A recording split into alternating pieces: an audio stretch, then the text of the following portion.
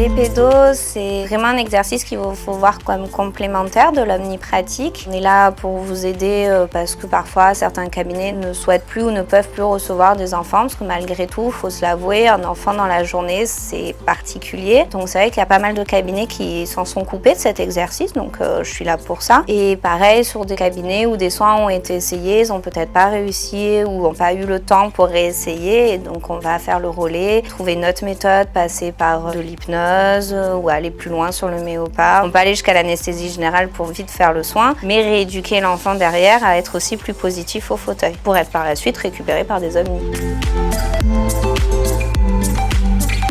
J'étais partie pour faire plutôt de la chirurgie et de l'implanto. Et les premiers remplats se sont plutôt faits en pédo, parce que des opportunités se sont faites la dernière année pour des profs assez jeunes qui sont tombés enceintes l'une après l'autre. Et du coup, je me suis fait 1 an et demi de remplats en pédo. Et c'est là où j'ai vraiment accroché. Je ne pensais pas du tout faire cet exercice avant d'être sur le terrain. Il faut reconnaître que, de mon point de vue, le passage de la CCAM du 1er avril ne peut qu'être positif, même s'il faudrait faire toujours plus. On a un BBD qui arrive maintenant à 3 ans, on espère même plus tôt maintenant. Ça va aussi aider parce que des actes sont revalorisés. Malgré tout, c'est jamais suffisant. On espérerait plus, on espérait des fluorations plus tôt et non pas limitées entre 6 et 9. On espérait quand même une évolution, mais on a quand même eu des bonnes surprises lors de ce changement de la CCAM au 1er avril.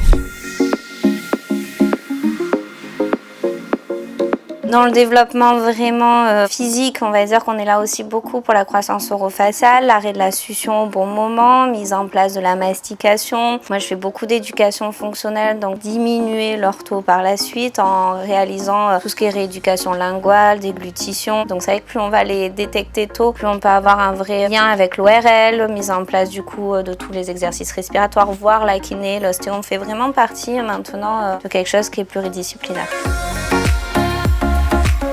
C'est vrai que si on avait une revalorisation de la prévention, ça pousserait à ce que cet exercice existe plus, que ce soit en implanto à l'époque ou maintenant en pédo. Je suis hyper préventive, je trouve ça très important d'avoir une approche plus complète, de faire des vrais bilans avant de se jeter sur le soin. Et l'exercice de la pédo le permet encore plus. Les enfants sont demandeurs, les parents, la plupart repartent quand même avec le sourire. On s'y attelle. On a des bisous, on a des dessins tout le temps, donc ça reste quand même cette expérience positive du cabinet et arrêter de dire je suis le dentiste, comme on peut tous l'avoir plus ou moins vécu. Et c'est génial de voir qu'on peut remettre un peu dans le bon engrenage tout ça.